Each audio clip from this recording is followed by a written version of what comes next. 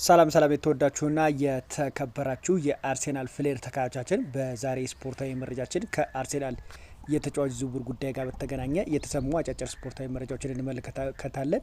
ከተከላካይ ዝውውር ጉዳይ ጋር የተያያዙ መረጃዎችን አጋራችኋለሁ። ከዛ በተጨማሪ በክረምት የዝውውር መስኮት የተጫዋች ዝውውር ጉዳይ በተመለከተ ሁሊያን አልቫሬዝን የተመለከተ ዝውውርም በዛሬ መረጃችን እንዳንመለከታለን። ማይልስ ሉዊስ ስኬሊ ወደ ማንቸስተር ዩናይትድ የሚያደርገው ዝውውርም ጉዳይ የተመለከተ መረጃ በትላንትናው ዕለት የተዘገበውን መረጃ እንመለከታለን።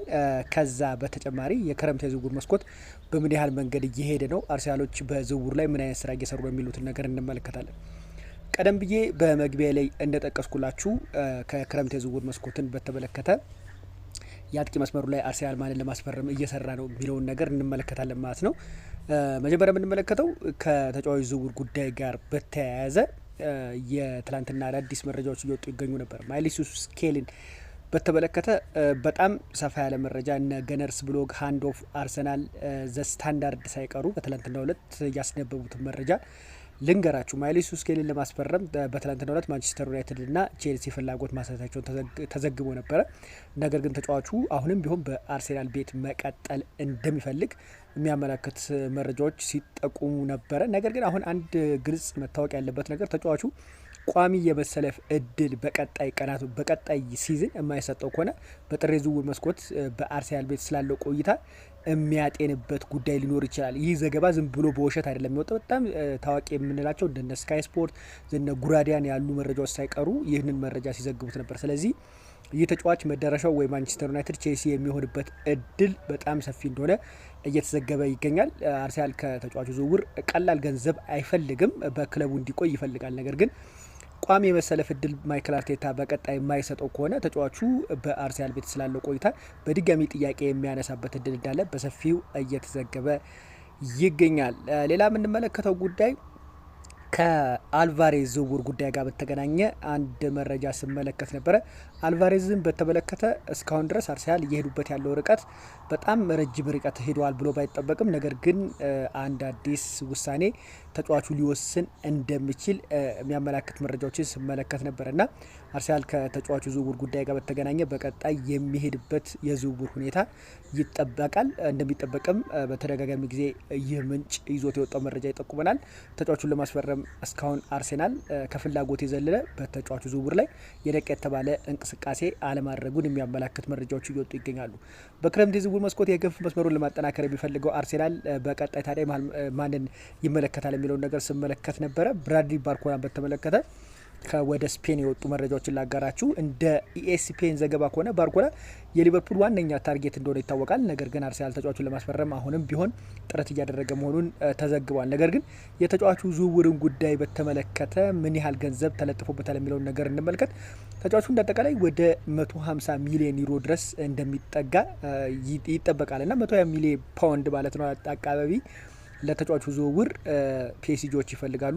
አሁንም ቢሆን ሊቨርፑል የመጀመሪያ ጥያቄ 100 ሚሊዮን ዩሮ አቅርበዋል። በሁለቱ ክለቦች መካከል ያለው ጋፕ ቢያንስ ሰፋ ማለቱን ተከትሎ አርሰናል ይህን ተጫዋች ለመጠቀም እድሉን ይንቀሳቀሳሉ። የምንመለከተው ጉዳይ ነው። ተጫዋቹ ወደ ልምምድ መመለሱ የሚያመላክት መረጃዎችም እየወጡ ይገኛሉ። ሌላኛው የምንመለከተው ጉዳይ እዚሁ የክንፍ መስመር ላይ ስንቆይ ኒያዴን እናገኘዋለን። የኤቨርተን በጣም ወሳኝ የሆነ ክንፍ መስመርን ተጫዋች በተመለከተ አንድ አዲስ መረጃ ወጥቷል። አርሰናል በክንፍ መስመር ላይ ከሚፈልጓቸው ተጫዋቾች ውስጥ ኒያዴ የሚባለው ተጫዋች እንደሆነ ይታወቃል። ስለ ስሙ በጣም ይቅርታል አይጠራልኝም እና ይህንን የኤቨርተን የክንፍ መስመር ተከላካይ ለማስፈረም አርሰናሎች ፍላጎት እንዳላቸው የሚያመላክት መረጃዎች ሲወጡ ነበረ። ነገር ግን ተጫዋቹን በተመለከተ ከሳውዲ ክለቦች አል ሂላል ጥያቄ እንደቀረበለት የሚያመላክት መረጃ ተዘግቧል። እንደ ፋብሪዞ ሮማኖ በኤክስ ድህረ ገጹ ላይ ባጋራው መረጃ መሰረት ተጫዋቹ ከሳውዲ የመጣለትን ጥያቄ ውድቅ ማድረጉን የሚያመላክት መረጃዎች ወጥቷል እና አል ሂላል ተጫዋቹን ለማስፈረም ቢፈልግም ነገር ግን ይህ የኤቨርተን የክንፍ መስመር ተጫዋች የሆነው ተጫዋቹ ኢሊያሚያን ኒያዴ በኤቨርተን መቆየት ይፈልጋል እና ለአርሰናል ተጫዋቹ ራሱን ክፍት ማድረጉን የሚያመላክት መረጃዎች ከፋብሪዞ ሮማኖ ዘገባ ለመረዳት እንችላለን። ስለዚህ አርሰናል ተጫዋቹን ለማስፈረም የሚሄድበት እርምጃ የሚጠበቅ ጉዳይ ይሆናል እንጂ ተጫዋቹ አርሰናልን ለመቀላቀል እንደመረጠ ቲም ስቶክስ ላይም የወጣው መረጃ ይጠቁመናል። ሌላኛው ከተከላካይ ጉዳይ ዝውውር ጉዳይ ጋር በተገናኘ ያሉትን መረጃዎች ከማጋረጥ በፊት የኬናን ይልዲዝን ዝውውርም ጉዳይ የምንመልከት። ኬናን ይልዲዝን አርሰናል ለማስፈረም ከሚፈልጉ ክለቦች ውስጥ ስሙ የሚካተት እንደሆነ ይጠበቃል። ኬናን ይልዲዝን ለማስፈረም አርሰናል ፍላጎት እንዳላቸው ይጠበቃል። በተደጋጋሚ ጊዜ ቱቱ ጁቬ ይህንን ተጫዋች ለማስፈረም አርሰናሎች እንቅስቃሴ ማድረጋቸውን የሚያመላክት መረጃ አውጥቶ ነበረ። ነገር ግን አሁን ላይ ከተጫዋቹ ዝውውር ጉዳይ ጋር በተገናኘ ደግሞ ዝቅ ያሉ መረጃዎች እየወጡ ይገኛሉ። ዘስታንዳርድ ይዞት በወጣው መረጃ መሰረት ማንቸስተር ዩናይትድ ሉዊስ ስኬሊን ማስፈረም እንደሚፈልግ በትላንትናው ዕለት ሰፋ ያሉ መረጃዎች ወጥተዋል። ማርቲን ዙቤንዲን በተመለከተም ጥቂት የተባለ መረጃዎች ይላገረ። ማርቲን ዙቤንዲን ቼልሲ ለማስፈረም በጣም ከፍተኛ ፍላጎት እንዳላቸው እየተዘገበ ይገኛል። አርሰናል ከተጫዋቹ ዝውውር እስከ 78 ሚሊዮን ፓውንድ ድረስ እንደሚፈልግ እየወጡ ያሉት መረጃዎች ይነግሯል። የተከላካይ ዝውውርን ጉዳይ የተመለከተ ጥቂት መረጃዎችን ላንሳ። በክረምት የዝውውር መስኮት አርሰናል የዊሊያም ሳሊባ አለመኖሩን ተከትሎ ተከላካይ ለማስፈረም ወደ ገበያው ወጥቶ ያሉትን አማራጮች እየፈለገ ይገኛል። ሁለት ተጫዋቾችን መጥቀስ ፈለኩ። ኢዝሪ ኮንሳና የኮሞ ተከላካይ የሆነው ጃኮብ ራምሰደን ለማስፈረም አርሰናል እንቅስቃሴ እያደረጉ መሆናቸው ዘ አትሌቲክስ ይዞት የወጣው መረጃ ይጠቁመናል። ይህንን ተጫዋች ለማስፈረም አርሰናል እንቅስቃሴ እያደረጉ መሆናቸውን የሚያመላክት መረጃዎች ወጥቷል። ጃኮብ ራምሰን በኮሞ በጣም ጥሩ የተባለ እንቅስቃሴዎችን አድርጓል እና ከዚህ ተጫዋች ዝውውር ጉዳይ ጋር በተገናኘ ጥቂት የተባለ መረጃዎችን ላጋራችሁ። በተለይ ደግሞ ቁጥራዊ መረጃዎች ምን ይመስላል የሚሉት ነገር እንመልከት። ይህ ተጫዋች እንግዲህ ግራውንድ ዱዋል ላይ 297 ግራውንድ ዱዋልን ተገናኝቶ 181 ግራውንዶችን አሸንፏል ማለት ያ ማለት እንግዲህ ወደ 116 መሬት ግራውንድ ማሸነፍ ችሏል ተጫዋቹና በኤርዶዋን ላይ 112 ተገናኝቶ 15ቱን ማሸነፍ ችሏል። እንዳጠቃላይ ስንመለከተው የማጥቃቱም የመከላከሉም ደረጃ ከቁመቱም አንጻር ስንመለከተው በአርሴናል ቢመጣ ጥሩ ግልጋሎትን ይሰጣል ተብሎ ይጠበቃል። እንዳጠቃላይ ክሊራንስ 118 ሾት ብሉክ ያደረገው 17 ነው።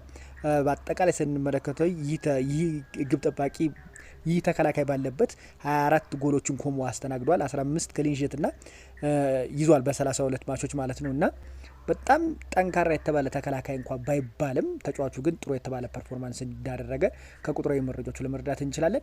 በተከላካይ መስመር ላይ ሌላ አማራጭ እንመልከት። ኩንዴን አርሰናል ለማስፈረም እንደሚፈልግ የሚያመላክት መረጃ ወደ ስፔን እየወጣ ይገኛል።